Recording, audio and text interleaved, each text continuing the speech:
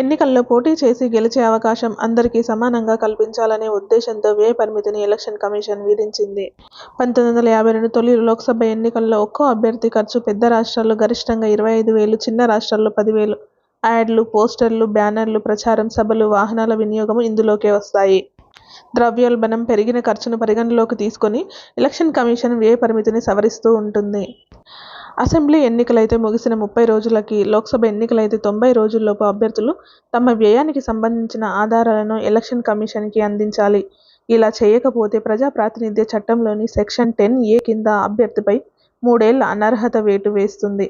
పరిమితికి మించి ఖర్చుపై ఎవరైనా ఆధారాలతో సహా ఫిర్యాదు చేయొచ్చు.